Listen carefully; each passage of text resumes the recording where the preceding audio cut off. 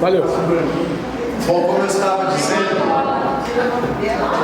boa noite, meus irmãos e irmãs queridas. Como eu estava dizendo, aquele material que o Sacha compartilhou foi, a pedido meu, um compilado de um curso que ele tem. Se não me engano, são 10 vídeos a respeito daquele tema aí, obviamente muito mais abrangente. E quem sabe a gente consiga fazer depois com ele um esquema aí dele compartilhar com a gente, vender para a gente bem baratinho, para que todos possam ter acesso a isso, né? Não é caro, mas é caro para algumas pessoas, então eu vou conversar com ele futuramente, quem sabe a gente faça o acesso a isso, né? E aquilo ali é a ideia daquele curso, é exatamente tratar do tema de cuidar uns dos outros da igreja. E ele tem vários desses gravados, assim, muitos vídeos bons, material didático, tudo aquilo lá que ele tentou fazer um compilado ali dos 2 dias. Eu espero que vocês tenham gostado, né? O Sacha é realmente um dos meus professores nessa área. Eu estava falando com o Valdemar aqui, é que vocês não tiveram a oportunidade de vê-lo aconselhando. E, na minha opinião, eu conheço alguns, ele é talvez o melhor conselheiro bíblico que a gente tenha trabalhando no Brasil hoje. Ele tem uma habilidade muito grande, realmente um dom no 1 a 1 ali, de levar a pessoa a uma confrontação bíblica amorosa. Ele é muito assertivo e é um privilégio a gente ter aqui pertinho. Eu fiquei anos tentando levá-lo para Cuiabá, nunca consegui. Isso é uma mágoa que eu tenho que tratar. Para vocês verem que eu não guardo rancor, eu ainda levei ele para almoçar nesses dias aqui. E pagamos o almoço dele, que é detalhe a mais. Mas foi bênção para mim. A gente quer manter um contato com ele e com alguns outros da ABCB, porque esse tipo de acompanhamento vai ajudar muito a gente, né? A gente vai encurtar muitos processos quando você tem pessoas que já vivenciaram isso ao longo do tempo e já erraram, né? Já sabem alguns equívocos, alguns erros que a gente pode vir a ter no propósito nosso de montar um ministério assim, né? Desenvolver um ministério assim na igreja local. Mas que bom, vamos orar para conversarmos. Hoje está cheio de carro ali. O que está tendo aí hoje? Ok, eu lembro que tem isso, né? Só até esvazia um pouco a nossa turma, porque tem muitas irmãs que vão para lá. Sem problema, nós continuamos aqui e damos continuidade ao nosso tempo. Vamos orar para começarmos aqui? Senhor, nós te agradecemos pelo cuidado do Senhor, pela oportunidade que temos de mais uma vez nos reunirmos como alunos da tua palavra, do teu Espírito, que ministra no nosso coração e que nos ajuda a entender a tua vontade. Eu peço a ti, Senhor, direção, peço ao Senhor também instrução, e que a tua palavra seja como nós aprendemos, que ela seja realmente útil para o ensino, a repreensão, a correção e a educação da justiça, cada um de nós aqui reunido nessa noite, Senhor. É em nome de Cristo que nós oramos. Amém. Amém. João, eu vou desligar aqui. Se ficar quente, ficar quente, porque está muito forte. Você sopra daí para cá. A minha mente resseca Vamos lá. Vamos abrir lá na lição 19.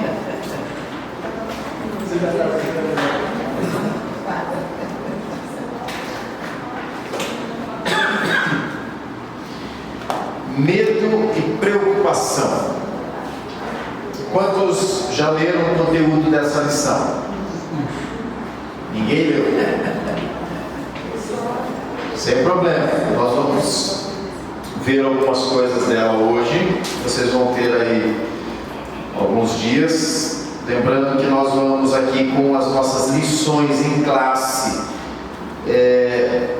Mais 3 lições somente. Puxa vida.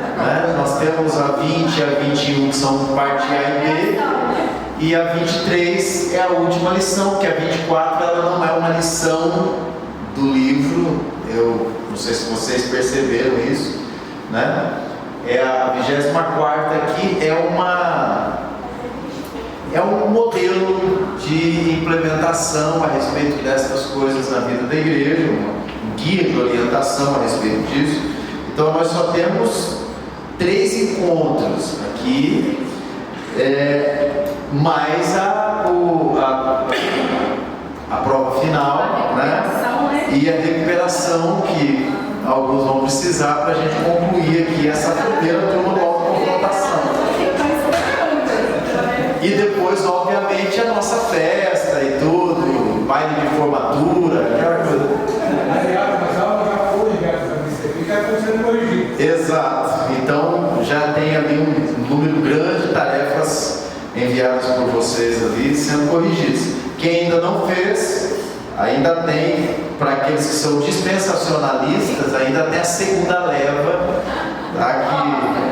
Aqueles que vão ficar na grande tribulação.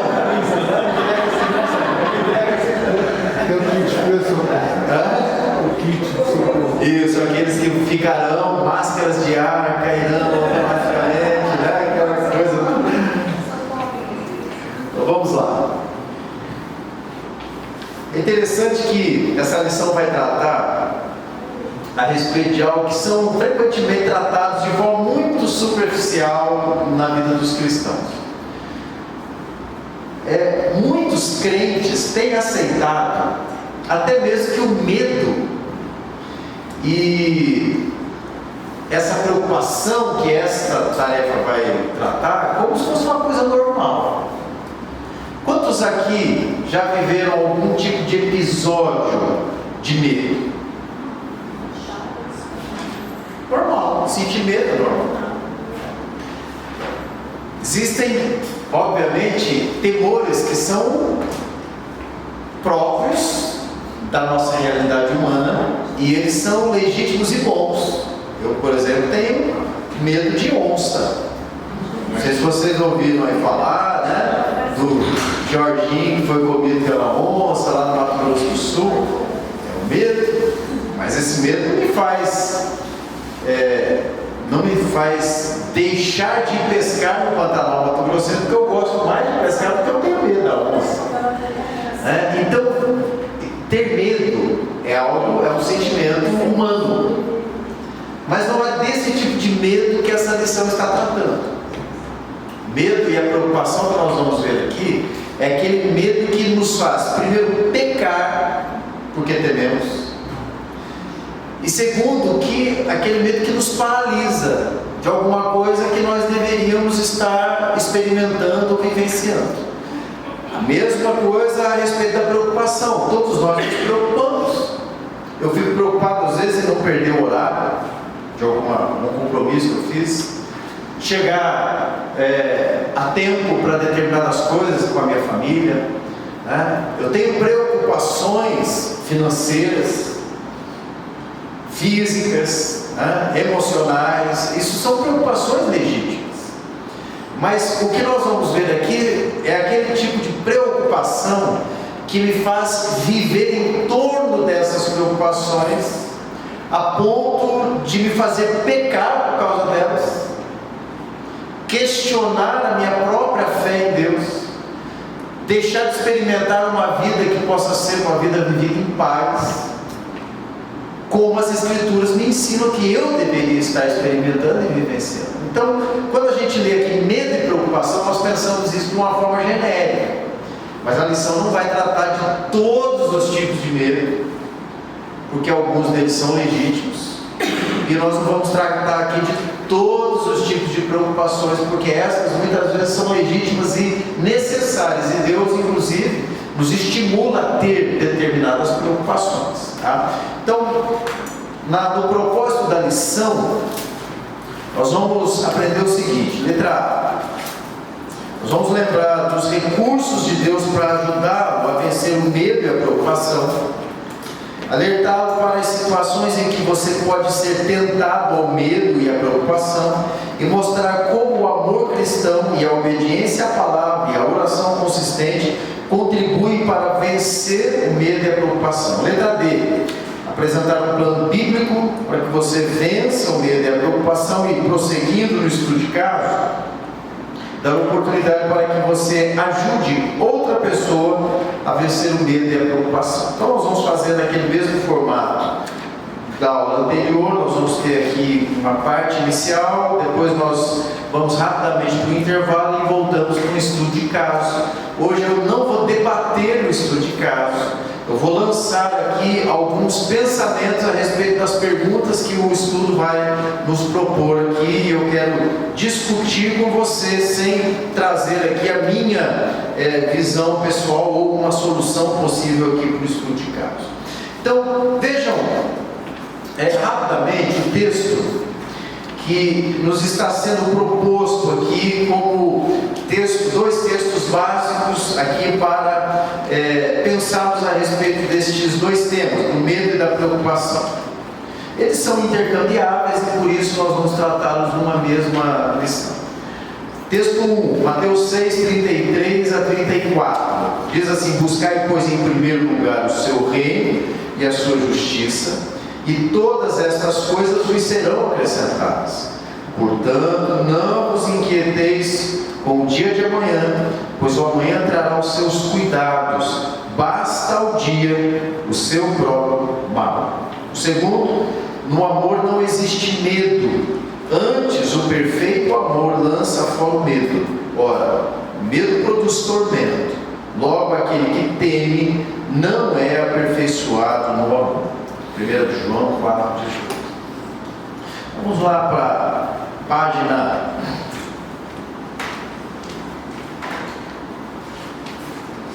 4.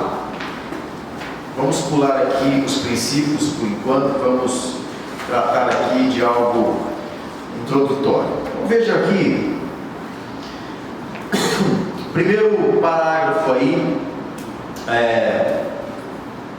numeral romano, número 1 aí, situações em que você é tentado ao medo e à preocupação. Listas parciais, independentes. Leia então aqui de cima para baixo, ok? Vamos dar uma olhadinha aqui.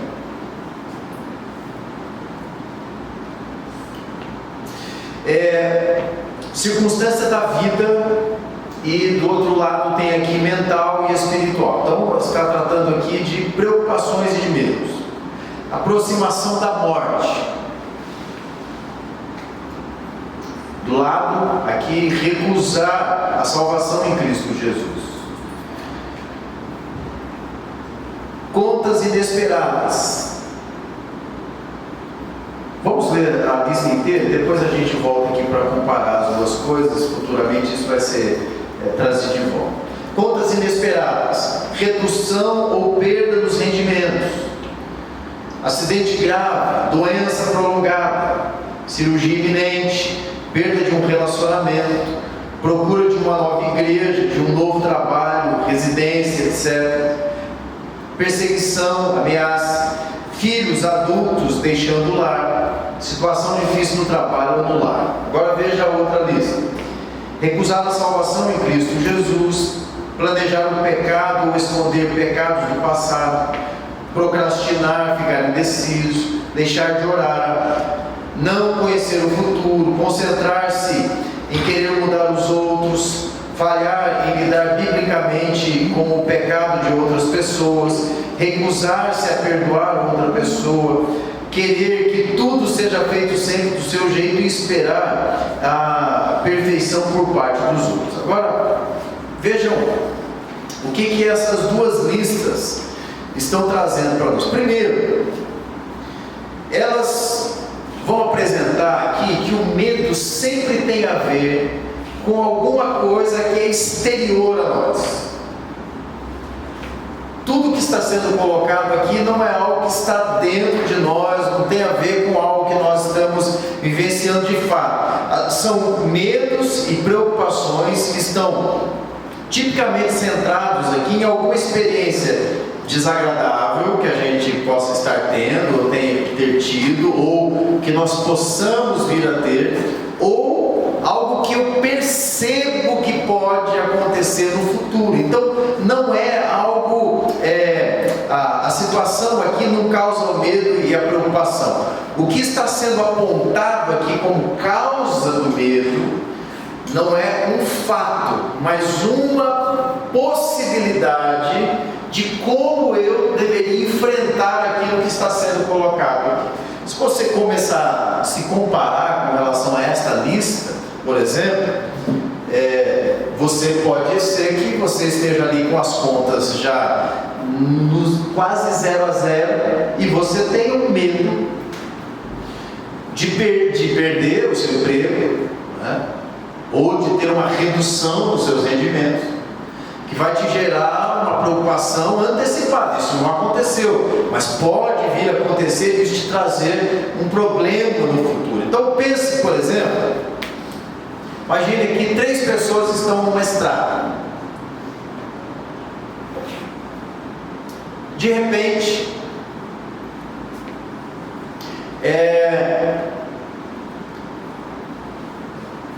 repentinamente um carro vem e sofre um terrível acidente, capota e começa ali a vazar combustível.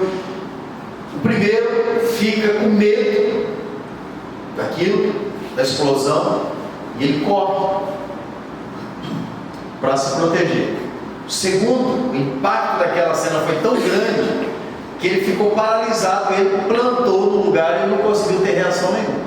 Foi em choque. E o terceiro, imediatamente ele sai correndo, vai de encontro com aquele carro para abrir a porta e tentar salvar a pessoa que está lá dentro, e pode vir a óbito por conta do acidente, né, da explosão. Vejam que cada um teve uma reação diferente para o mesmo fato, para a mesma circunstância exterior. O que nós estamos vendo aqui é que cada um de nós vai responder a uma circunstância da vida de uma maneira diferente. Alguns encaram isso e encontram ali uma boa oportunidade, outros vão vivenciar a mesma circunstância com medo e preocupação.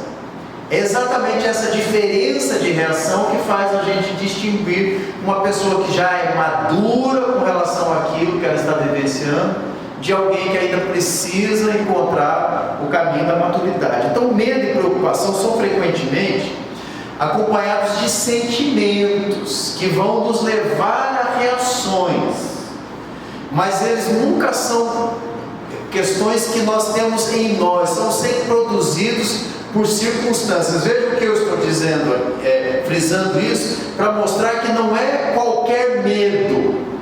O sujeito tem medo de pôr a mão no fogo. Por quê? Porque esse medo é uma proteção para si mesmo, para que ele não queime. Outros têm medo de altura, chegam ali na marquise de um prédio, olham para baixo. Qual é a preocupação aqui? Nós sabemos, embora nós sejamos santos, nós não temos asas, né? E não vamos saber voar se a gente cair daquilo. Então existe um medo bom, que é uma coisa que nos protege, mas existe um medo que nos aprisiona e nos prejudica, que pode nos levar até o pecado. Então, embora você possa ser tentado a agir de acordo com estes sentimentos, você deve se lembrar de que eles são causados pelas próprias reações em pensamentos e não pelas circunstâncias em si. O que aconteceu ali no exemplo que eu dei é que cada um reagiu de forma diferente às circunstâncias. Na opinião de vocês, qual foi a melhor reação? A última. A última. Mas para aquele que fugiu, a reação dele foi a melhor. Para ele. O outro que ficou paralisado, ele não teve reação. Não, ele teve. Ele ficou com tanto pavor daquilo, que aquilo paralisou fisicamente, porque o medo é capaz de fazer isso. Então, cada um reage de um jeito. Nós não estamos falando aqui daquelas reações que provocam um desequilíbrio químico, né, na pessoa, por exemplo, um choque de adrenalina ou um desmaio, ou não, eu estou falando simplesmente de uma resposta a uma circunstância. Então, agindo de acordo com estes sentimentos, você pode aliviar aqueles sentimentos temporariamente, porque o cara que fugiu, ele se sentiu aliviado por não estar ali caso aquele carro explodisse. Foi aliviado. Mas agora você imagina se acontecesse daquela pessoa morrer e ele ficasse pensando assim: mas e se eu tivesse ido ajudar aquele outro naquela situação? Ah, poxa, o sujeito conseguiu salvar uma criança, mas a mãe que estava presa não deu tempo, que quando ele voltou, e aí a pessoa, poxa, se eu tivesse reagido diferente, né? Ah, mas é um instinto heróico. Não, ele pode naquele primeiro momento ter sido aliviado pela fuga, mas pode ser que aquilo venha trazer para ele, inclusive, uma lembrança ruim daquela sua atitude, né? Então, a ideia aqui é que você pense que o medo pode te levar a reações que são, no momento, a melhor atitude e trazer um alívio, mas futuramente aquilo pode trazer um sério prejuízo. Agora vamos aqui para o parágrafo 2. Resposta bíblica para as situações em que você é tentado ao medo e à preocupação. Veja, o texto de Mateus 10, 28, o Senhor Jesus vai nos dar uma boa indicação de como nós devemos pensar no medo. Quem puder abrir, leia, por favor.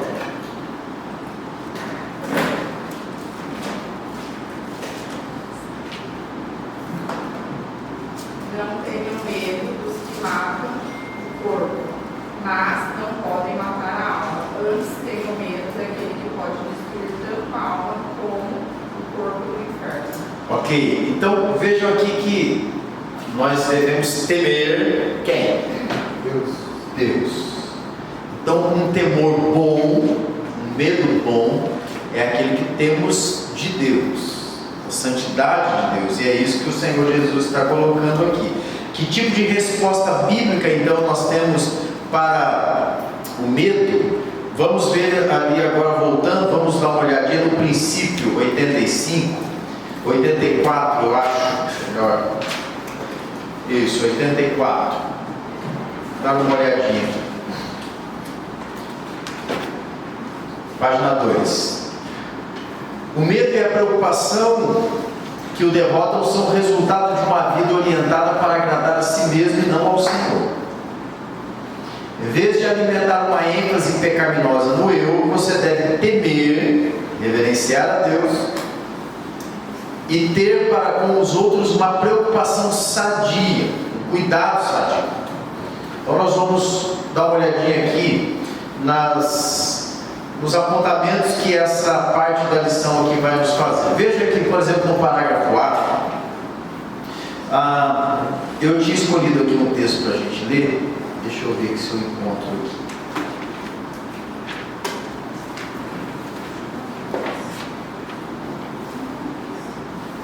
O princípio vai apontar aqui um texto que está naquela nossa capa da lição, né? Mas o texto é 1 João 4,18. Alguém puder abrir aí, por favor, leia novamente para a gente. 1 João 4,18, que é o texto que nós temos como...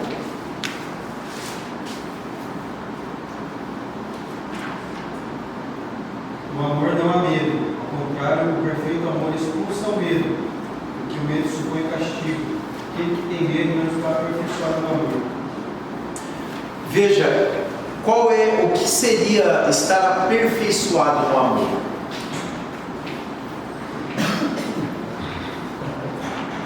O que vocês imaginam que João esteja se referindo? A primeira carta de João é um teste da nossa salvação. Você lê toda a carta, João vai estar dizendo assim que aquele que ama é de Deus, aquele que obedece os mandamentos de Deus está sendo aperfeiçoado no amor de Deus. Então o teste todo da carta de João vai mostrar ali no comportamento, na convicção de fé e na relação social com as pessoas que Deus é amor e que esta relação para com Deus é essa segurança de que nós estamos de bem com Deus, em paz com Deus. Então, estar aperfeiçoado no amor significa que eu estou salvo. Então, o que João está dizendo aqui é que o medo aqui não está relacionado a uma preocupação com uma punição que Deus possa me dar. Por quê? Porque eu já tenho a convicção de que Deus, em Cristo Jesus, já me redimiu e eu não tenho mais nenhum problema para ser resolvido com Deus. Então, normalmente, esse tipo de medo vai apontar para uma preocupação que as pessoas têm ou por não conhecer a doutrina da salvação de uma forma coerente, bíblica, ou realmente porque não tem convicção da sua salvação. Como seria a primeira? Alguém que crê que Deus é um Deus que e nos manda para o inferno à noite. Com base em que? Não, enquanto eu estiver santo, eu sou filho de Deus. Quando eu peco, eu não sou mais filho de Deus. Se eu morrer sem pedir o perdão pelo pecado que eu acabei de cometer, Deus vai me jogar no inferno. Então, de fato, o entendimento aqui está de que a salvação continua dependendo das minhas obras, ou pelo menos da minha obra intelectual de estar sempre santo na confissão dos meus pecados. Não existe uma base bíblica para isso. Pelo contrário, as Escrituras nos dizem que Deus nos amou quando nós ainda éramos pecadores. Então não é o fato de não pecarmos que nos dá a salvação. O não pecarmos é exatamente um processo de transformação para que nós alcancemos a presença de Deus no corpo glorificado. É a santidade sem a qual ninguém verá a Deus. Mas não está dizendo que é a santidade sem a qual ninguém será salvo. Deus nos fará santos no processo de mudança que Ele começou e Ele vai terminar. Então a falta dessa convicção pode levar alguém a um medo. Que medo? Se eu morrer agora, será que eu estou salvo? Talvez essa seja a pior coisa para alguém que se converteu. A não convicção de que ele tem um pai que tem uma palavra que não volta atrás. Aquele pai que o recebeu no dia do batismo como filho é o pai que o receberá nas portas das mansões celestiais e o encaminhará para a eternidade. Não é um pai que vai mudando de ideia ao longo da sua história, porque senão seria um pai que não sabe o que é a história. Pense bem, Deus, quando nos perdoa, é um Deus que nos conhece não só naquele momento, Ele nos conhece desde a eternidade. Então, quando Ele perdoou o meu pecado e me chamou de filho, Ele não sabia só o pecado que eu tinha cometido e nem aquele daquele dia. Ele sabe os meus pecados da existência pecaminosa nesse corpo. Então, Deus me perdoou dos meus pecados. Essa é a primeira coisa. A segunda é alguém que não tem de fato a convicção de que é salvo. Então ele nunca creu de fato. Não é que ele é só imaturo teologicamente, doutrinariamente. Ele realmente não teve uma convicção de salvação da parte de Deus, e isso vai trazer a ele o quê? Mesmo que de forma inconsciente, a pessoa vai pensar assim: bom, se for verdade tudo que está na Bíblia, que esse povo doido fica falando, que quando a gente morrer a gente vai ter que prestar contas para o Criador, ou para quem quer que seja aí, esse ser superior. Então existe um medo no coração humano do desconhecido.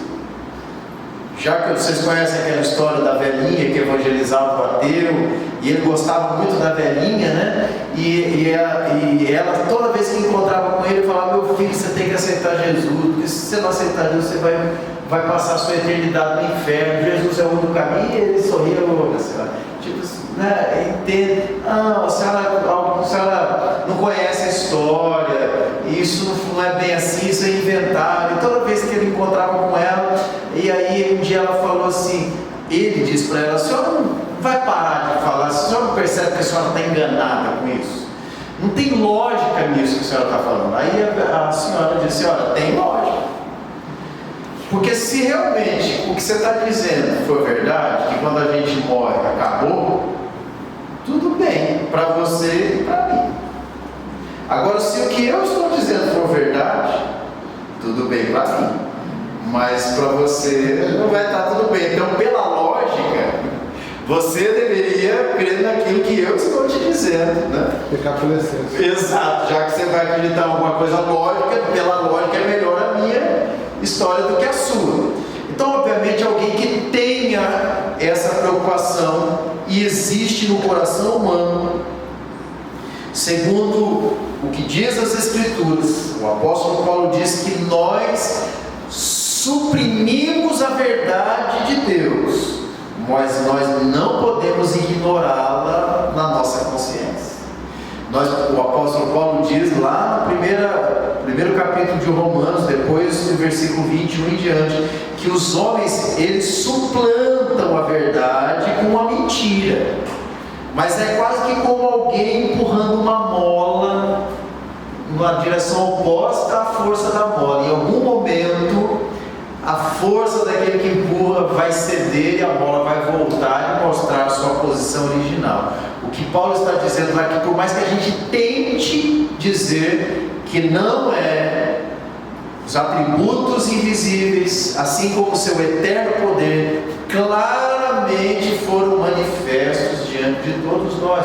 Não é isso que diz o salmista no Salmo 19? Os céus proclamam a glória de Deus e o firmamento anuncia as obras de suas mãos. As pessoas podem até dizer, Deus não existe, mas elas não conseguem explicar a própria criação tendo origem em algo que não seja um Deus inteligente ou um ser inteligente que tenha criado todas essas coisas. Então, o medo dessa prestação de contas é a ausência do amor perfeito. É isso que João está nos ensinando aqui. Mateus 25 a 26, nós vemos lá aqui a parábola dos talentos.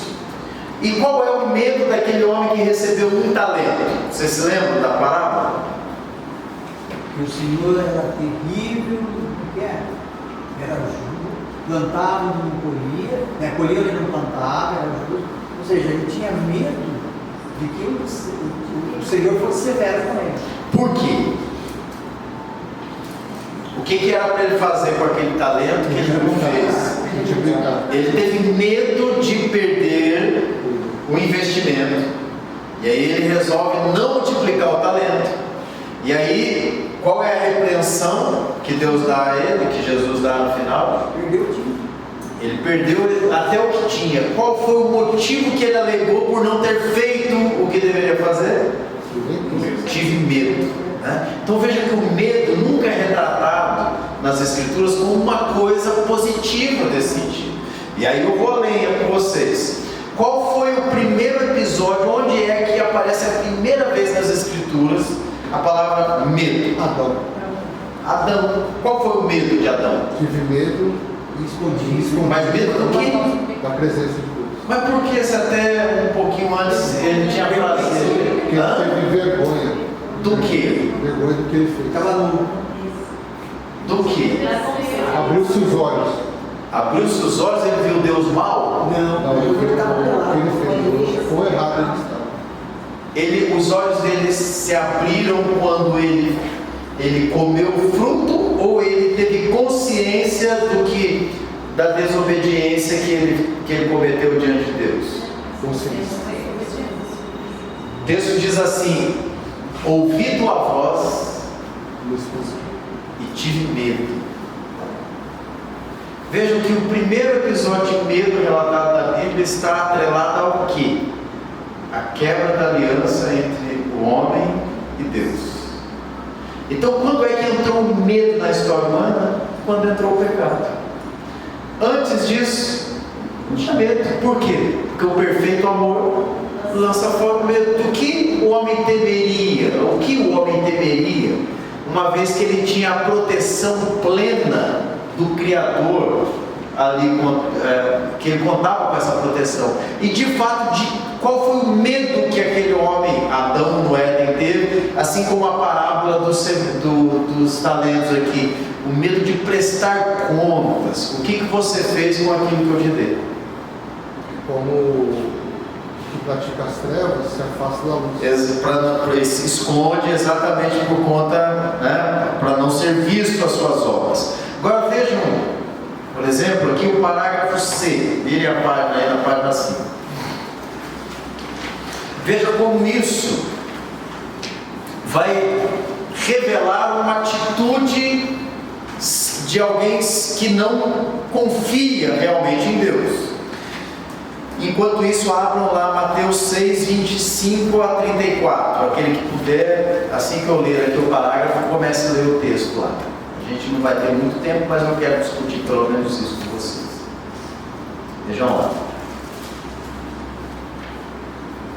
Você não deve se preocupar, ficar ansioso, pois a preocupação revela a falta de confiança em Deus e o impede de ser espiritualmente frutífero. Leia Mateus 6, 25 a 34. Por isso eu digo a vocês, não se preocupem com a comida e com a bebida que precisam para beber, nem com a roupa que precisam para se vestir. Afinal, será que a vida não é mais importante do que a comida? E será que o corpo não é mais importante do que as roupas? Vejam os passarinhos que voam pelo céu.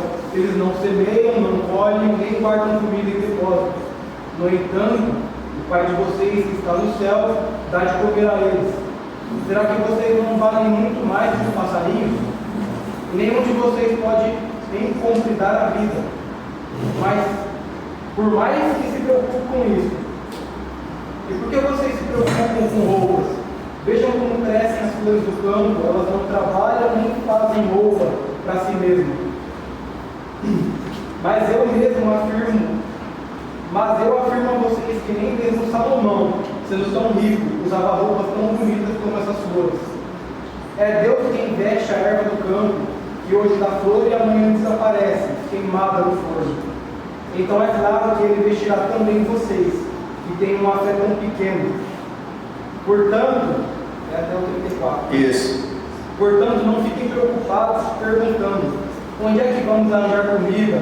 Ou o que é que vamos arranjar bebida? Onde é que vamos arranjar bebida? Ou onde é que vamos arranjar roupas? Pois os pagãos é que estão sempre procurando essas coisas. O Pai de vocês que está no céu sabe que vocês precisam de tudo isso. Portanto, ponham em primeiro lugar na sua vida o reino de Deus e aquilo que Deus quer, e Ele lhes dará todas essas coisas. Por isso, não fiquem preocupados com o dia de amanhã, pois o dia de amanhã trará próprias preocupações. Para cada dia bastam suas próprias dificuldades. Vejam que, assim, se vocês quiserem tratar qualquer pessoa que tenha dificuldade, com medo e preocupação, estudem esse texto. Ele responde todas essas questões do coração. Todas as vezes que nós nos preocupamos conosco mesmos, nós nos esquecemos quem somos, a nossa identidade cristã é distorcida e nós pecamos contra Deus porque isso vai revelar incredulidade no nosso coração. O que Jesus, o nosso Senhor, está dizendo aí é que quando nós nos preocupamos com essas coisas, nós excluímos Deus da nossa existência diária. Então o medo e a preocupação têm origem primeiro num distanciamento dessa realidade da nossa vida com Deus. Então, obviamente, ao longo das tarefas e do estudo das lições, da lição, vocês lerão outros textos, mas o foco principal é que quanto mais longe de Deus o sujeito está, mais suscetível a medos e preocupações pecaminosas ele também está. Agora, existe uma preocupação boa? Existe uma preocupação boa. Qual seria uma preocupação boa? Altura. Hã? Altura. Medo de altura? Nós estamos falando de coisas exteriores, esse é um medo interior. né? Que tipo de preocupação seria boa? Quando o filho demora para chegar. Quando o filho demora, uma preocupação boa? Por que seria uma preocupação boa isso? Porque você é mordomo, você é responsável por cuidar, né? O fato de você não saber onde ele está já é um problema. Ou se ele está bem, já seria um problema, porque você é um mordomo ali, é uma preocupação. Mas e se eu creio que Deus está cuidando do meu filho? Porque o salmista disse: se o Senhor não guardar a cidade, em vão vigia o sentinela.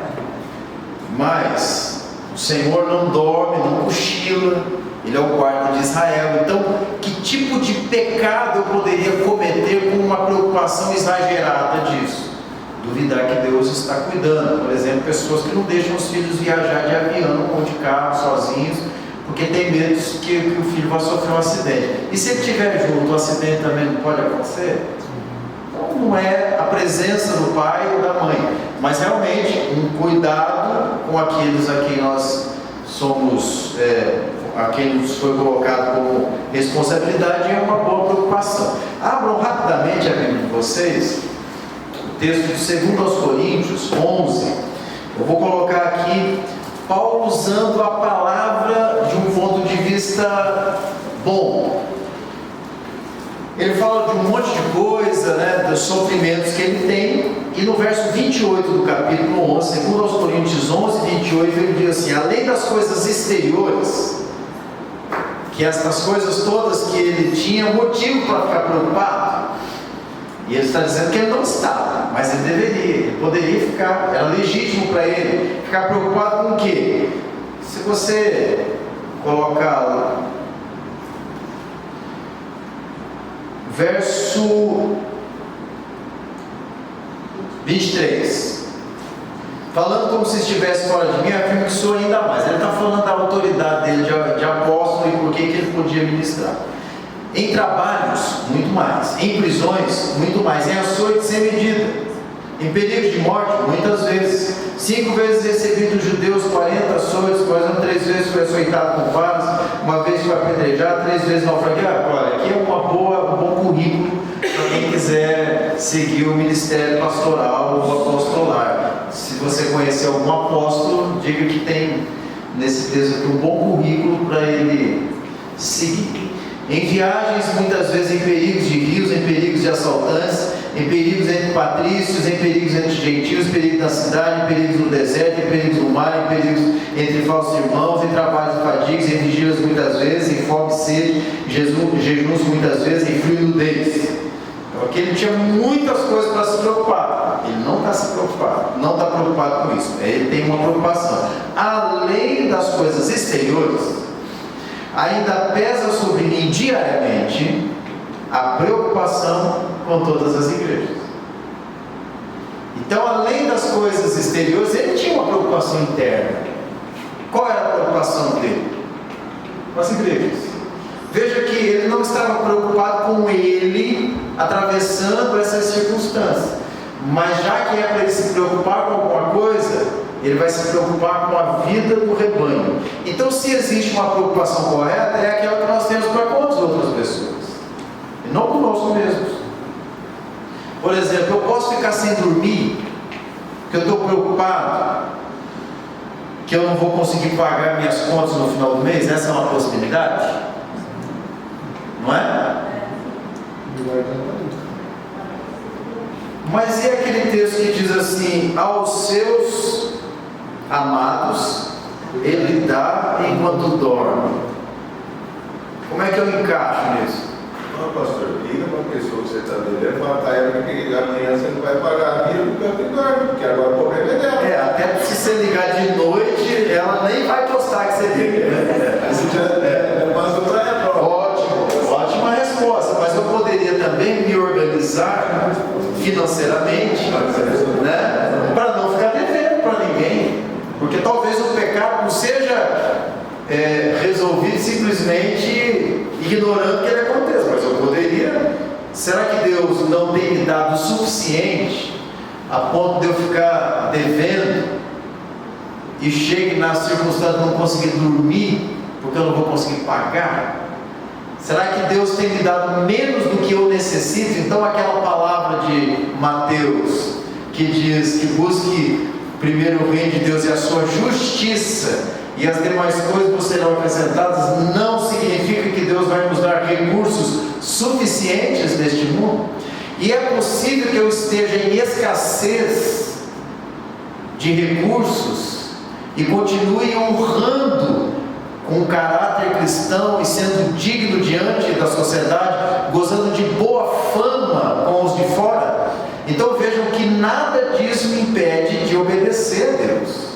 Agora, se isso não pode me tirar o sono, como é que eu resolvo isso? Vamos supor que seja isso, né? Ao invés de eu ligar para o sujeito, meia-noite, porque eu estou sem conseguir dormir, eu posso confessar diante de Deus o meu pecado e dizer assim: Senhor, essa minha preocupação tem uma origem.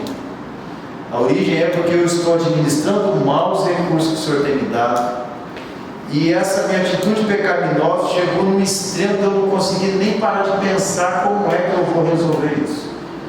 Eu preciso me planejar para saldar as minhas dívidas e não mais ficar preocupado com coisas que eu nem deveria ter tido essa preocupação. Então essa seria uma atitude de confessar o motivo da minha falta de sono. Mas, quem sabe eu acordo no meio da noite não preocupado com isso, mas preocupado com alguém que eu ouvi falar que está passando por uma necessidade financeira. Essa é uma preocupação legítima. Ah, mas eu vou perder o sono do mesmo jeito. Uma outra oportunidade. Ao invés de eu orar pedindo perdão pelo meu pecado de má mordomia, administração financeira, eu posso orar em favor de uma pessoa, pedindo: Deus, abençoa a vida daquela pessoa, derrama sobre ela a bênção no trabalho dela, multiplica, abre as portas de emprego, ajuda, se eu puder ajudar em alguma coisa, me ajuda a entender como é que eu posso ajudar aquele meu irmão a sair dessa situação. Veja que uma preocupação é por uma atitude pecaminosa minha, e a outra preocupação é porque eu estou realmente preocupado com uma outra pessoa. As duas têm o mesmo fator: eu perdi o sono à noite. Qual das duas é pecaminosa? A primeira, obviamente. Então, quando Paulo diz aqui que ele está preocupado com todas as igrejas, provavelmente ele acorda de madrugada para orar pelas igrejas.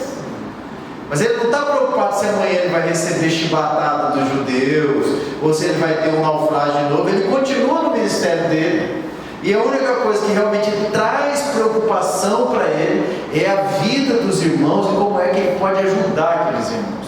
Então, obviamente, existe um tipo de preocupação sadia e boa. Na grande maioria das vezes, aquela que não diz respeito a um bem-estar nosso. Eu posso estar preocupado, por exemplo, com o meu crescimento espiritual. Essa é uma boa preocupação. Mas será que isso me tira o sono? Pode ser que sim, mas na maioria das vezes não.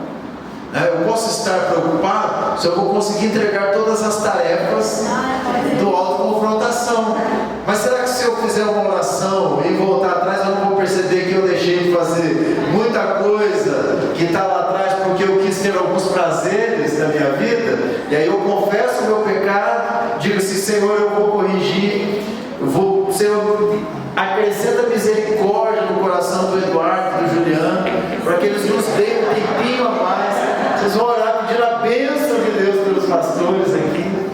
Então existe sim uma preocupação boa, mas na maioria das vezes elas estão apontando para algo fora de nós, para outras pessoas e não para nós mesmos. A grande maioria das vezes que nós nos preocupamos, nós estamos nos preocupando por alguma coisa que nos trouxe alguma sensação, um sentimento, um clima de aflição que tem assim a ver com algum pecado no nosso coração.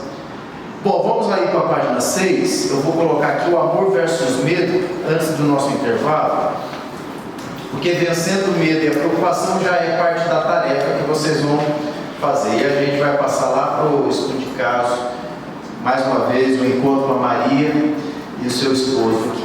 A caixa lá em cima diz assim: o homem que com frequência teme as consequências de suas ações em um castigo de modo amplo, porque ele não é perfeito, maduro, completo, no amor de Deus.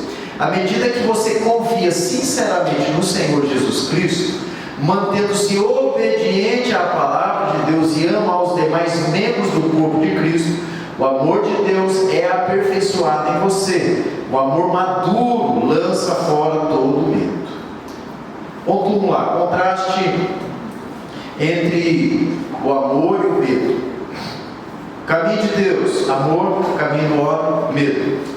O amor procura oportunidades para dar. O medo mantém-se alerta para as possíveis consequências de um envolvimento. B. O amor entrega a sua vida pelos outros. O medo não assume riscos pessoais para ajudar os outros. O amor tudo crê. O medo é altamente desconfiado. O amor nunca acaba. O medo gera maior medo, falhando no cumprimento de responsabilidades. Você sentirá maior medo por temer as consequências de ter agido com irresponsabilidade. Então vamos ali para o ponto 2, uma vez que a gente não tem tempo de ficar lendo todos os princípios aqui, ok? O poderoso amor de Jesus Cristo desarma o medo. Como é que Cristo nos faz isso? Eu vou ler só a primeira frase aqui de cada parágrafo. Vencendo a morte. Jesus desarma o medo, porque o medo era o aguilhão que a morte tinha para nos continuar aprisionando. Isso o escritor aos Hebreus que diz que o medo da morte era usado por Satanás para nos manter escravos a ele. Como é que isso se dá com cada indivíduo? É de uma forma diferente, mas o resultado é sempre o mesmo. Qual era o medo? O medo da prestação de contas no último dia. Satanás usava isso para nos continuar atemorizando e nos manter escravizados. Se você quiser, assinale aí Hebreus capítulo 2, versos 14 e 15. Letra B. O amor de Deus por você, demonstrado mediante a morte de Cristo na cruz pelos seus pecados, torna-o membro da família eterna e o livra do medo. Que medo é esse? De não estar na presença de Deus na eternidade. Ora, se eu não estou na presença de Deus na eternidade, só tem um outro endereço para estar. Onde seria? Letra C. O amor de Cristo capacita-o para ser mais que vencedor em qualquer situação, à medida que você exerce a sua fé em Cristo. Letra D. Por meio de Jesus Cristo, Deus lhe concedeu poder, amor e moderação, julgamento equilibrado para que não podem coexistir com o espírito de medo. Número 3. Perfeito amor lança fora o medo. Já é aqui o perfeito amor de Deus é demonstrado pela dádiva do seu Filho unigênito, Cristo. Número 1. A sua habilidade para amar os outros baseia-se no amor de Deus por você em Jesus Cristo. Você deve seguir o exemplo do seu Pai Celestial e praticar o perfeito amor para com os outros, mesmo em circunstâncias difíceis. A sua resposta amorosa, número 3, ao grande amor de Deus por você em Jesus é demonstrada pela obediência irrestrita à palavra de Deus e pelo amor aos outros. Letra B. O amor de Deus em Jesus Cristo é aperfeiçoado. A ideia aqui é amadurecido, completado em você à medida que você permanece nele. Você pode estar certo de que permanecer nele quando confessa Jesus como Filho de Deus. Olha a minha certeza que eu permaneço em Deus quando eu tenho certeza da salvação. Passo 1, confessa Jesus como Filho de Deus. 2, guarda, obedece a palavra de Deus. Por quê? Quem está em Cristo, quem ama a Deus, obedece os seus mandamentos. Aquele que diz que ama a Deus, mas não obedece o mandamento, está mentindo. 3, pratica o amor bíblico para com os outros. Existe uma evidência do amor, não é só de palavras, mas de atitudes factuais. É interessante que lá atrás nós vimos, lembra daquela lição, não sei se foi eu não vou lembrar o número, mas o exemplo lá era aquelas vencendo o fracasso, e aparecia o texto de 1 João que dizia assim, que nós estamos sabendo que uma família da igreja estava necessitada de roupas, né? E aí o texto lá de João diz assim: aquele que tem recursos deste mundo, ao ouvir a necessidade de um irmão na igreja, se essa pessoa que ouviu, tendo condições de ajudar, não ajuda aquele irmão, como é que pode dizer que o amor de Deus permanece nele? Então ele está mentindo, porque o amor de Deus me leva a questões da vida prática. Eu ouço que alguém está necessitado e eu vou me mobilizar para ajudar e atender e suprir a necessidade daquele que tem. Lá naquele estudo de caso, era assim: eu não vou comprar roupa porque meus filhos também precisam de roupa e eu não tenho, meu dinheiro não dá para ajudar todo mundo, né? Cada um tem que cuidar de si mesmo. Aí a correção é que, na verdade, só um dos filhos precisava de roupa, o outro só queria andar na moto. Então qual que seria a solução? Eu vou comprar a roupa para o que precisa e vou, com o restante do dinheiro, ajudar aquela família que também necessita de fato, e aquele que só queria andar na moto não precisa de roupa de fato. A necessidade do irmão é maior do que o prazer dele estar bem vestido. Então vejam que o que João está dizendo é que a prática do amor bíblico, lá na lição 13, vai nos mostrar. E letra C: você se torna capaz de vencer o medo à porção que o amor de Deus é aperfeiçoado em você. Ok? Bom, nós vimos algumas coisas aqui e eu quero dar um intervalinho agora para a gente voltar com um estudo de caso e a gente terminar aqui de pensar nisso daqui a respeito dessas questões. Muito do que nós vimos aqui tem relação com a lição anterior, que é depressão e ansiedade, né? Nós temos ali uma correlação dos assuntos. Então, as duas lições juntas formam uma só lição. Então, o que nós vimos na semana passada tem um desdobramento aqui. Por que eu estou dizendo isso? Porque uma das coisas que a ansiedade provoca é medo. Nós temos uma corrente muito forte hoje de pessoas que têm o famoso transtorno da síndrome do pânico, não é? Que a pessoa começa a ter medo. Eu estou com um tio vivenciando um episódio assim. Ele usa um marca-passo, já é um senhor de idade, e ele teve um episódio recente de que o marca-passo dele disparou 32 vezes. E eu não sei se alguém aqui usa marca-passo? Ninguém? Você sabe o que é um desfibrilador? Sabe? Que é aquele trem que dá choque? Obviamente ele não queima a pele por dentro, mas é o mesmo princípio, né? Marca-passo é uma descarga elétrica no coração de alguém que tem arritmia para voltar, né? Quase que resetar o músculo ali para ele voltar. Ele teve em minutos 30 e poucos disparos, então ele ficou quase ali uns 10 minutos tomando choque direto no coração. Aquilo ali foi ele já tinha tido episódios, mas um choque e voltava. Então imagina uma pessoa tendo esse tanto de choque, porque ele sabia que o coração dele não estava retornando. E a partir daquele momento, então, ele desenvolveu medo de sair de casa, de fazer esforço, de viver a vida normal, porque ele teme que ele possa causar de novo um disparo daquele, ou uma série de disparos daquele novamente no coração. Então ele conversei com ele ontem, o médico dele indicou a ele um psiquiatra para que ele pudesse estar sendo medicado e tal. E como nós não somos médicos, pelo menos eu não me meti nisso, né? Mas eu lembrei ele de algumas coisas, porque qual era o medo dele? Morrer. Ele é crente. Então qual é a minha conversa com o crente a respeito da morte?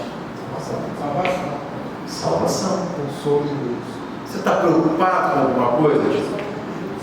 Né? Você está preocupado em que Deus errou o dia e apertou um botão sem querer lá e disparou 32 vezes? Ou que Deus não sabe exatamente o que está fazendo e que no dia que Ele já decidiu que seria o dia da sua saída dessa vida, independentemente de você com o coração 100% ou com o coração assim como você está, com necessidades, Deus não vai conseguir administrar esse momento. E Ele falou: é verdade, Juliano, o pior, meu filho, é que eu sei de tudo isso e ainda estou lutando com esse medo dentro do meu coração. Então Ele reconhece que o medo dele é um medo que está relacionado à atitude de Deus para com ele como filho. Ele tem medo da morte inesperada e por conta disso ele está desenvolvendo um pânico, inclusive, de viver. Veja que contrassenso. Pelo medo da morte, ele para de viver a vida dele. Então a minha palavra para ele foi: tio, viva todos os segundos da vida que Deus já determinou que te daria. Porque se fosse para você ter morrido, eu já tinha ido no seu velório já.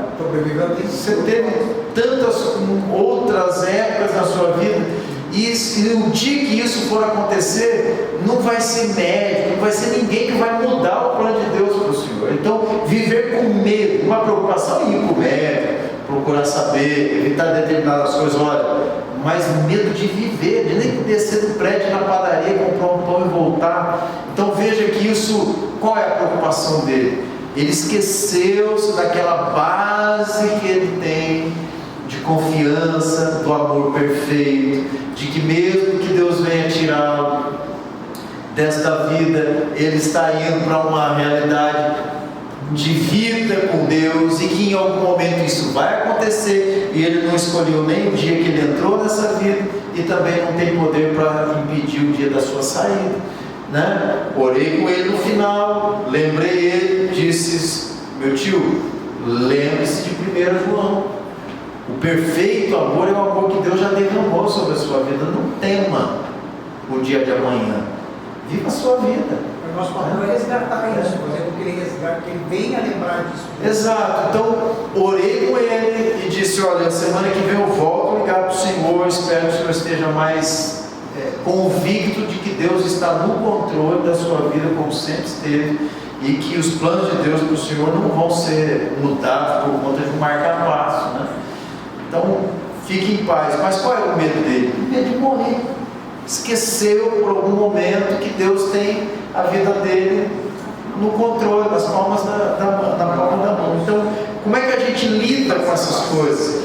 No final, obviamente, cada circunstância tem uma justificativa.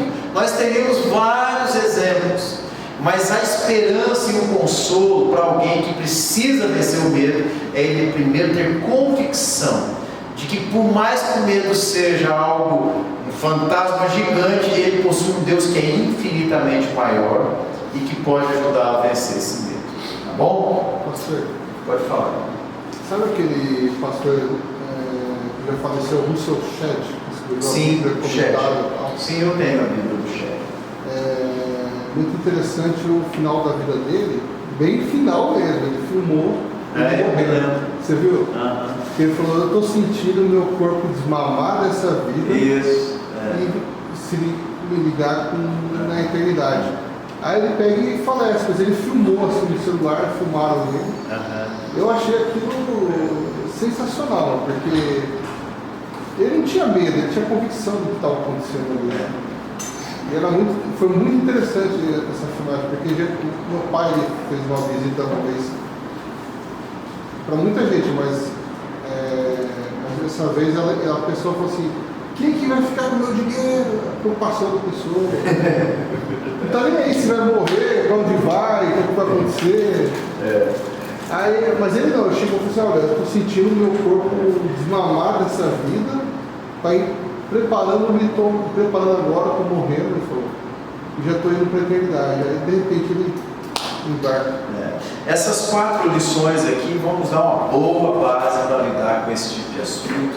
Obviamente tem muito mais coisas envolvidas, mas eu queria só mesmo deixar frisado que existe aqui uma relação direta do medo com o relacionamento das pessoas com Deus, e a preocupação normalmente é consigo mesmo e não com as outras pessoas. Então, ao longo das tarefas aí, vocês vão visualizar isso muito claramente. Vamos dar uma paradinha, depois a gente volta lá na página 13, para a gente ver aqui rapidamente o estudo de caso. Eu quero dar aqui algumas respostas, né? Na verdade, vocês vão me dar algumas respostas e eu vou saber como é que vocês pensam sobre isso.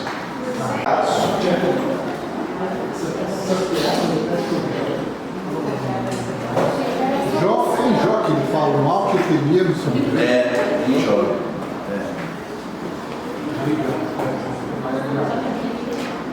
Vamos lá, a caixa lá na página 13, tá? Diz assim: lembre-se da fidelidade de Deus e de que Ele perdoa os seus pecados sempre que você falha na obediência à sua palavra.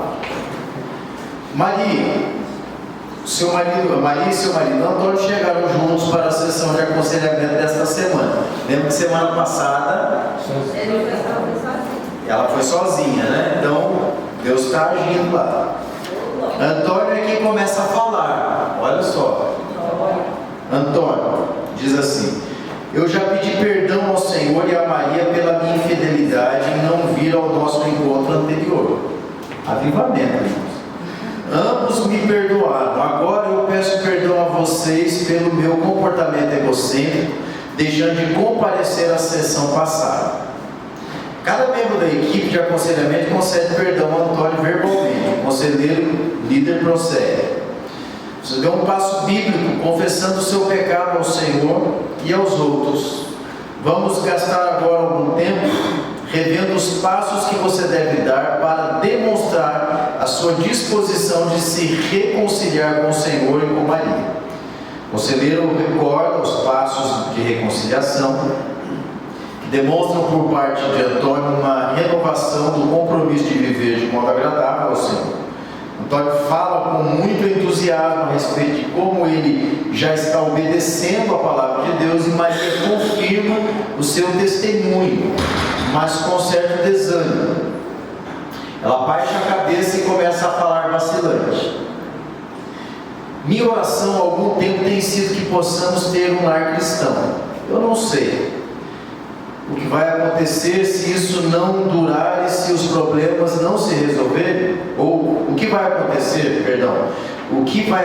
se isso não durar e se os problemas não se resolverem?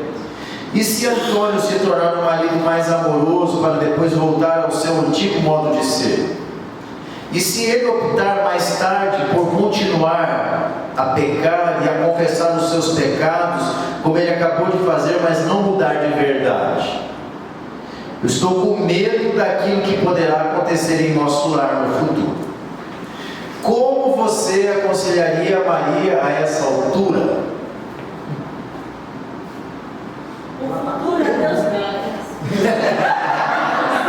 Toca o barco, Maria.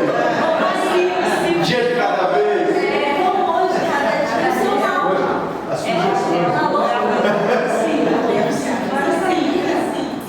E aí? Concorda com a nossa irmã ali? Toca o barco, Maria, para de ser reclamona. Você é muito pessimista, Maria. Meu Deus. E se Adão e Eva não tivessem comido? Então. Para ela deixar de cometer o erro de ser perfeccionista, querer tudo do jeito que ela acha que é certo. Confiar em Deus, confiar mais em Deus. Então tá, vamos ler. Na verdade, ela estava exercendo medo. E a minha missão é justamente sobre isso. Isso. Agora como é que a gente faz para aconselhar? Nós falamos o que nós pensamos só para as pessoas, ou nós apontamos com um texto bíblico? Eu estou esperando isso.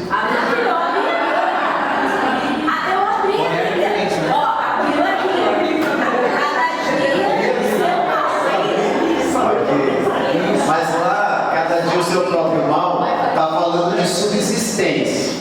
Aqui ela não colocou nada, ela está falando do que comer, o que vestir. Nós precisamos contextualizar o texto bíblico. Nesse momento aqui não caberia essa essa sua resposta aqui. Mateus 6, 33 e 34. O que diz lá?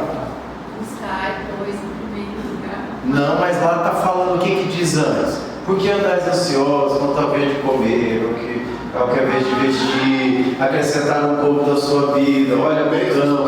Está falando do que? Ali de uma questão de sustento, não tem a ver com isso, que a Maria está preocupada do marido dela voltar a pecar, e se não durar, e se depois agora ele começa a ficar mais amoroso, mas depois ele volta a ser o antigo, né? Antônio, que eu acho que é o nome dele, se não me engano, e se ele optar mais tarde por continuar a pecar, come de novo, confessa e pega de novo, quer dizer, eu vou viver nisso. Então o que eu respondo para Maria? Vou dar uma dica, tá? Se quiserem anotem aí. Ezequiel 18, 20. Vamos começar por aí falando com a Maria. Ezequiel 18? 20. Quem cair, que levante. Abra lá o texto bíblico. Esse texto é apócrifo. O que diz?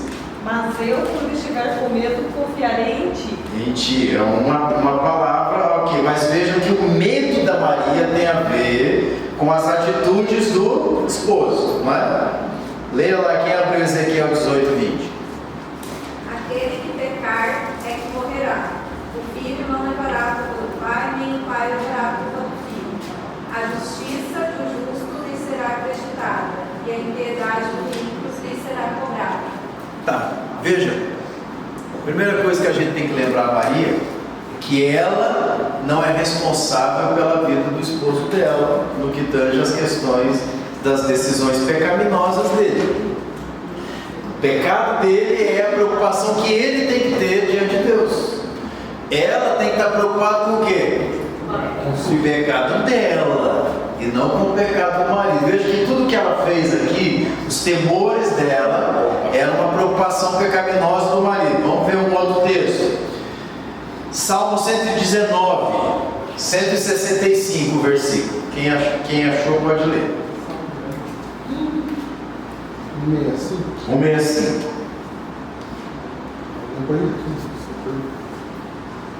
Alguém? 10 anos. Os que amam a tua lei desfrutam paz, e nada há que os faça tropeçar. Por que a palavra paz está aí? Porque a paz está atrelada à obediência à lei de Deus. É a mesma coisa que João estava dizendo: quem ama Deus obedece os seus mandamentos. Então o que Maria tem que fazer aqui? Confiar que o marido dela não vai mais pecar, obedecer e continuar sendo a esposa que Deus quer que ela seja no casamento. Onde ela vai encontrar paz? Numa atitude do marido, ou na confiança que ela tem de que ela está em paz com Deus.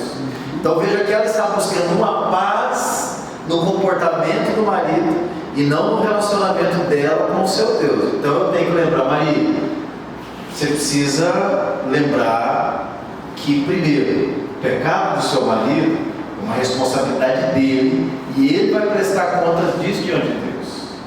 Em segundo lugar, Maria, você não vai encontrar sossego no seu coração amarrando seu marido dentro de casa ou fazendo ele ser assim ou assim. A paz que você está buscando só se dará do seu relacionamento sincero com Deus. Veja que eu tiro o foco dela do marido e aponto o coração dela para Deus. Então a primeira coisa para dar esperança para Maria não é outra coisa senão lembrá-la de que ela pode se colocar nos braços seguros do Deus que a salvou. Segunda pergunta aí: como você ajudaria Maria a perceber o foco voltado para si mesmo que a está levando a ter medo? Falaria que essas incertezas, assim, ela falou de várias incertezas que ela tem, né? E aí eu falaria que sim, que ela expôs incertezas, mas está revelando medo, que é uma condição do coração dela. Então acaba que essa situação está revelando algo no coração dela. E que texto bíblico? Bom, uma dica é esse texto da nossa lição, né? João 4, 18. E aí, obviamente, o perfeito amor ali deveria ser explicado para ela o que significa dentro do contexto da carta de João. Mas esse verso é realmente um verso que vai apontar para a questão do medo versus amor versus medo. Então o temor dela surge exatamente porque ela se distanciou dessa realidade de que Deus é quem está cuidando dela e da vida dela, e será assim nessa vida e na vida por vir. Mas tem um outro texto, quero que vocês abram aí, 1 Coríntios 13, versos 6 e 7. Aquele que achar pode ir. O amor nunca está satisfeito com a injustiça, mas se alegra quando a verdade triunfa. O amor tudo sofre, tudo crê, tudo espera, tudo suporta. Olha só, o marido está revelando aqui uma mudança de coração. É o momento da Maria ficar olhando para coisas do passado, porque o amor tudo crê.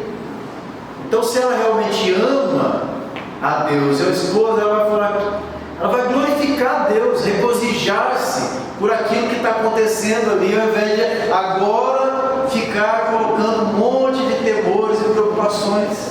Então existe aqui uma necessidade que a Maria tem de lembrar a questão dos princípios. Lá na lição 13 a gente teve isso, o que é realmente de fato o amor bíblico. Maria, creia que Deus está transformando a vida do seu marido. Creia que existe nessa atitude dele. Poxa, o cara pede perdão, né? Ele nem vinha, ele não estava nem morando em casa. Ela pede perdão, confessa os seus pecados, toma uma atitude que ele não tinha tomado, e agora o que a Maria está fazendo? Ela está duvidando do que Deus está fazendo no coração do marido dela. Então, no caso aqui, o que a gente precisava era destacar que o que está acontecendo é que a Maria está preocupada com ela, em preservar as suas emoções caso dê alguma coisa errada, esquecendo que o perfeito amor lança fora o medo, e que a única coisa que nós precisamos fazer como prova de obediência a Deus é crer que Ele é o Deus que transforma e muda as coisas, e Ele está revelando aqui graça sobre a vida do marido. Caberia aquele versículo também que fala que a mulher, que a gente estudou, acho que 2, 3 lições atrás, que a mulher que ela santifica o marido, né? Aquele versículo de Coríntios. Pedro.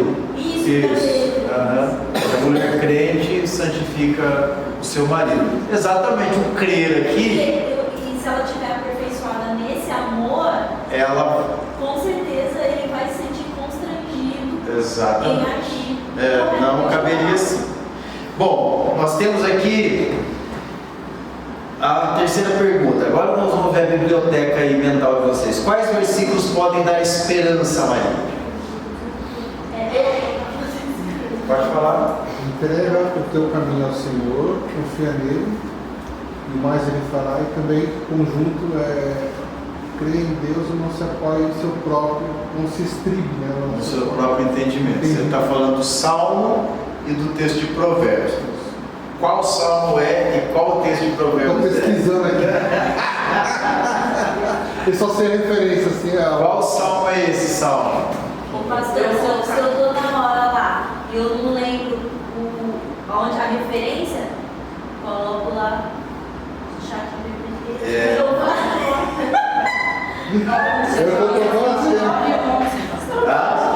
Jeremias 29, 11. Qual que seria esse texto de Jeremias?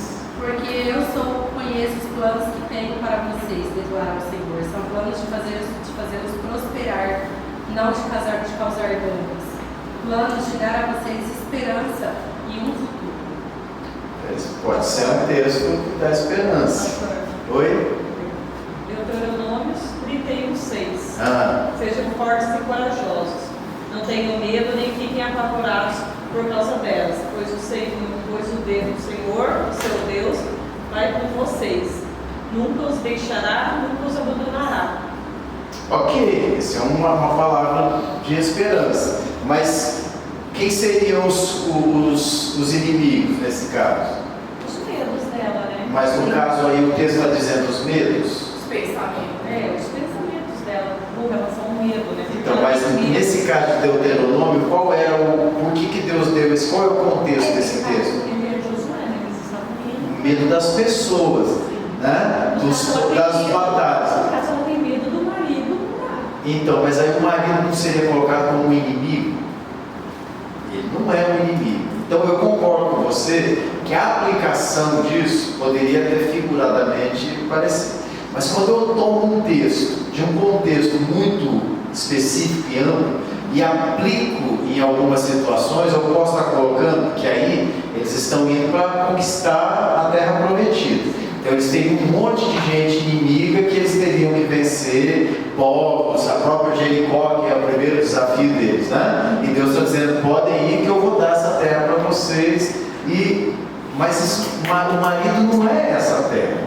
Não são esses os temores que ela tem. Porque na verdade o medo dela tem a ver com o coração pecaminoso dela e não com os inimigos externos.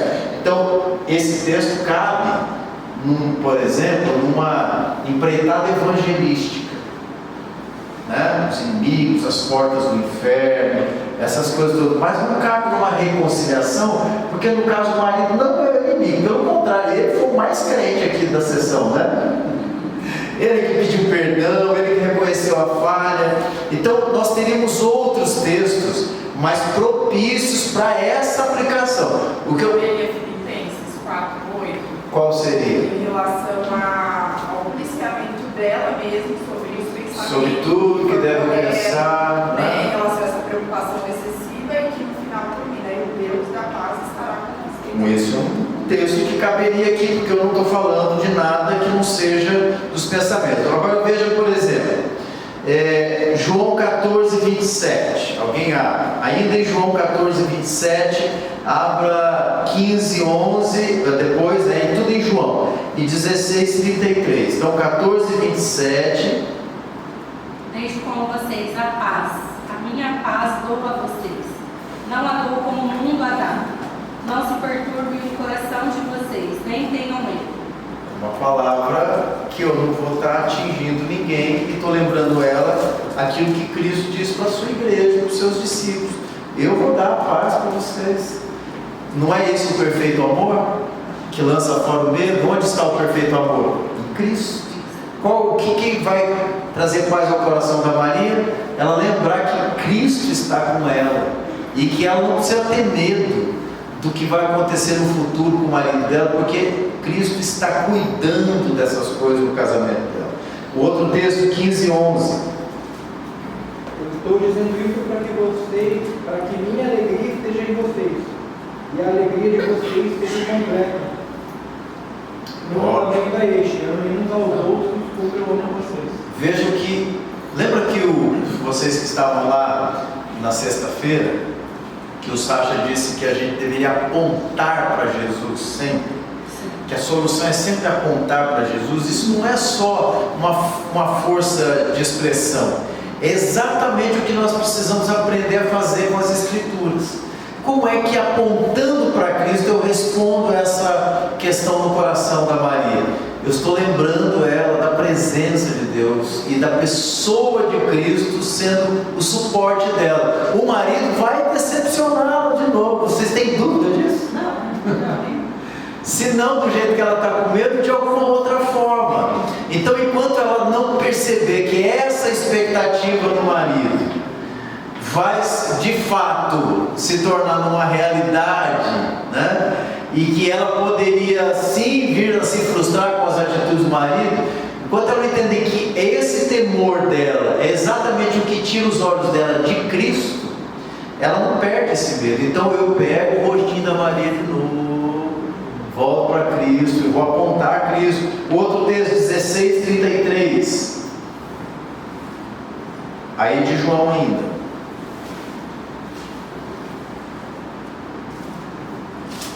Eu disse a vocês essas coisas para que vocês tenham paz.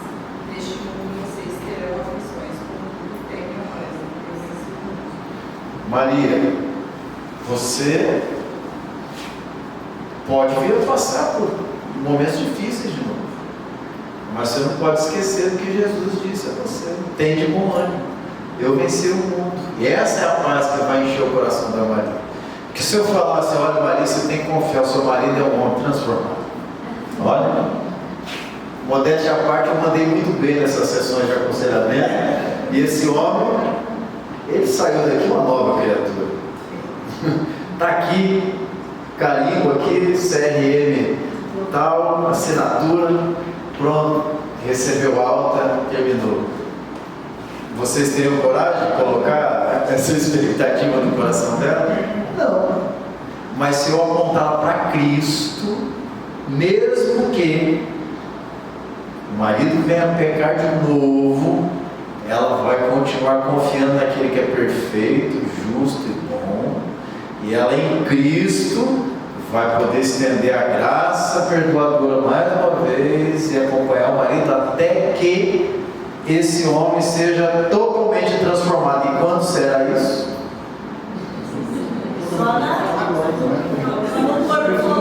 Exato, não são expectativas exageradas. Cabe em Salmo 121. Eleva os meus olhos para os montes, o salmo todo. O salmo todo caberia, exato. Porque ela está sofrendo ali, aparentemente, com uma coisa que há de vir, né? Que não está acontecendo, que agora o cara está se, né? Basta cada dia o seu próprio mal, né, Maria? Bom, a última pergunta aqui: quais tarefas podem ser dadas a Maria? Vocês têm aqui uma lista de fracassos, né? Que ela poderia trabalhar para cumprir, primeiro com aquelas responsabilidades que são dela, né? A casa, o cuidado. Lembra que semana passada a Maria não saía nem de casa, do quarto, não queria arrumar a casa. Provavelmente isso mudou, né? Porque o marido veio e percebeu o comportamento santo da esposa e veio aqui e também está sendo santificado. Então nós precisamos aqui trabalhar naquele momento com o coração da Maria, tirar os olhos dela daquela situação e apontá-la novamente para Cristo e continuar dizendo: Maria, esse seu comportamento cristão vai continuar influenciando a vida do seu marido, então cumpra com as suas responsabilidades, cuide dos seus filhos, seja uma mulher que honra o matrimônio que você está vivendo e deixa que Deus vai fazer o trabalho que só Ele pode fazer na vida do Antônio. Então eu tiro a Maria da preocupação que ela está com o sofrimento emocional que ela pode vir a ter caso o marido decepcione e coloco primeiro os olhos dela para Jesus como confiança e esperança e depois para olhar para ela mesma nas responsabilidades que ela tem no casamento. Essa seria uma forma de ajudar a Maria numa situação assim. Bom? Pode falar. Um jeito que eu também percebo que é gostoso de trabalhar também assim, quando você está ajudando alguém, aconselhando, é você, por exemplo, falar pontos fortes e pontos fracos. Em relação a isso seria, por exemplo, você fez isso no caso da Maria. Você fez bem em vir até aqui, pedir aconselhamento. Isso vai fazer bem para a tua alma, para o teu lar, para todos os familiares, tal. O que eu tenho a dizer, os detalhes que eu tenho a dizer sobre a sua vida é isso. Mas está de parabéns aquilo, porque isso aí é uma forma de você dar um elogio para que ela continue, que é certo, e corrigindo também ou melhorando alguns aspectos necessários. Porque tem pessoas que aconselham, que eu já vi, que só falam que tem que melhorar o ponto negativo, isso, aquilo, e ignora o histórico positivo da pessoa, né? Mas, por outro lado, eu concordo com você. Existe uma coisa chamada talento, né? E algumas pessoas elas são mais talentosas que outras para conversar e falar a respeito de algumas coisas.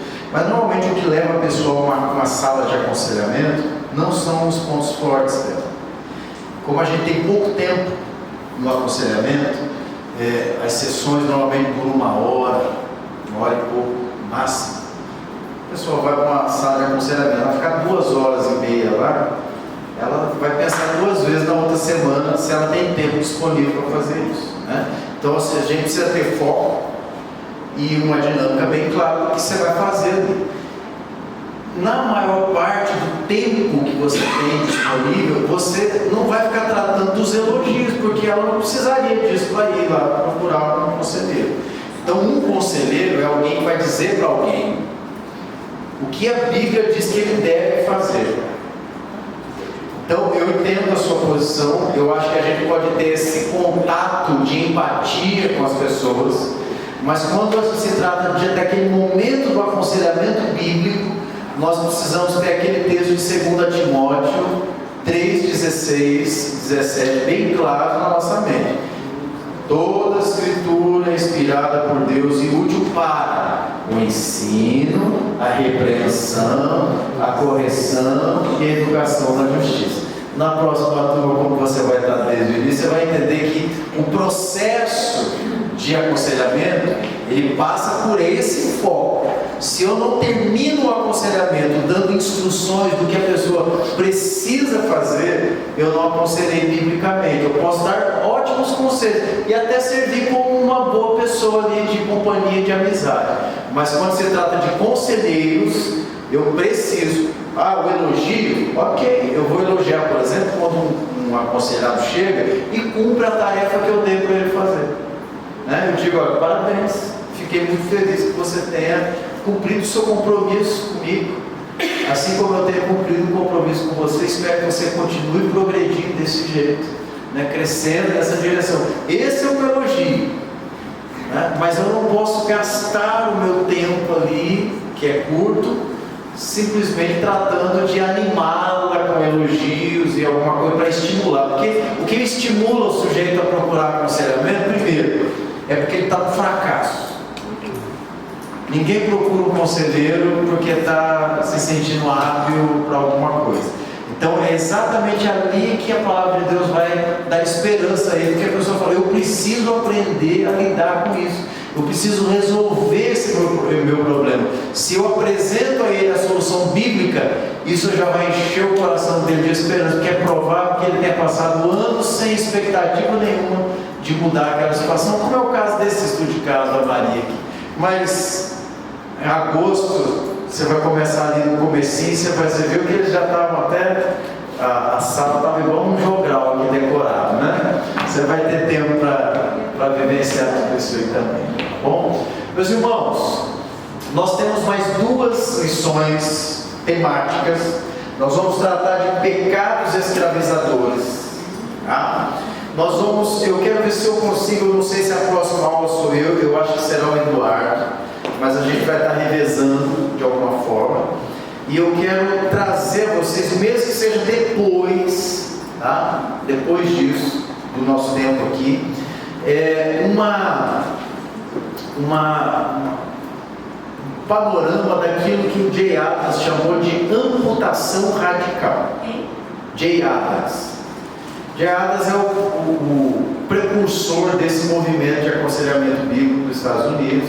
Era um pastor presbiteriano, ele morreu há poucos anos atrás. Ele veio algumas vezes no Brasil, ele participava os primórdios da Conferência Fiel, que hoje tem muito bem organizada em Águas de Lindóia, tá? Aliás, é uma das conferências que eu aconselho vocês a participarem, porque eles realmente mantiveram o foco na pregação e na exposição das Escrituras. E o Jay Adams, você vai encontrar na internet 4 vídeos de uma das conferências da Fiel, com o Jay Adams antigos mesmo, aquelas vídeos em VHS e tudo, mas muito boa de se ouvir, tá? Você pode encontrar Jay Adams, J-A-Y Adams com L-S no final, tá? Oi? Eu acho que não tá. Não, então eu acho que não. Bom, se tiver, eu não me lembro, tá? Mas se Se você digitar lá no YouTube, Jay Adams, Conferência Fiel, vai aparecer esses 4 vídeos. Eu indico para vocês assistirem os 4 vídeos. São assim, esclarecedores, o jeito que ele ensina é muito bom. E algumas coisas que a gente precisa aprender a respeito de pecados escravizadores tem a ver com como o pecador pensa. Tá? E uma das coisas que o Jay Adams conseguiu traduzir muito bem nas Escrituras é essa coisa da nossa mente e o coração. Por quê? O que é um pecado escravizador? É um pecado que junta um desejo / vontade com uma tentação que todos nós temos diante de nós. Então, uma coisa aí. Provérbios 3:5 fala: confia no Senhor Isso. de todo o teu coração e não se apoie no seu próprio entendimento. Jeremias 17:5 fala: maldito é o homem que confia no homem e faz do seu braço a força, faz do seu braço a força. Está aqui na mão. Tá bom. Bom, faz do seu então, braço forte. Bom, eu acho que por hoje é suficiente. A gente volta na próxima semana, na quarta-feira, e a gente termina aqui as nossas 2 lições. Se você virar o seu manual, você vai ver que a lição 23, ela é um exame, tá? É um teste final. Lembra que você fez vários testes desse com o livro aberto? Então, você chegou nele, ó, você viu como é que é? E agora sim, A 24 é uma apresentação desse curso e como a gente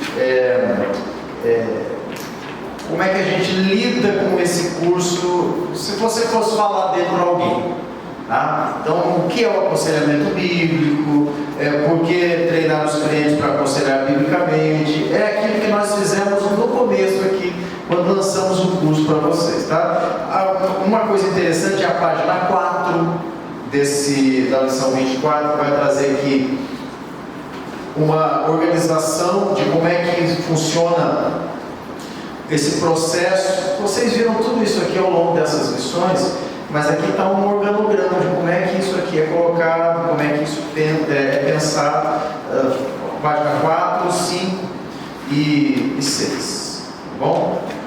Leiam aí depois, lá no final, vocês vão ter bastante tempo depois para ficar com esse material.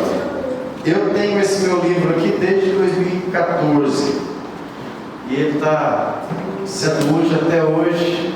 Não consegui aprender quase nada ainda do que tem aqui dentro, mas tem sido muito proveitoso esses anos. Amém, meus irmãos? Amém. Amém. Vamos orar para encerrar? Até mais, pode orar por nós, meu irmão, por favor?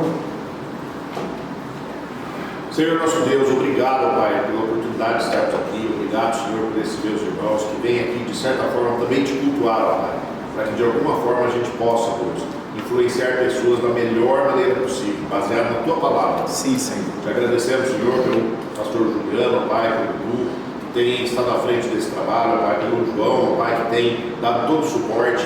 Te agradecemos, Senhor, porque o Senhor tem sido muito bom conosco. Sim. Leva-nos, Senhor, agora em segurança para os nossos lares, ó Pai, e faz-nos, Senhor, meditar na Tua Palavra, Pai, conforme o salmista, Pai, para que ela seja realmente lâmpada para os nossos pés, ó Pai, e luz para os nossos caminhos. Te agradecemos por isso, em nome de Jesus. Amém.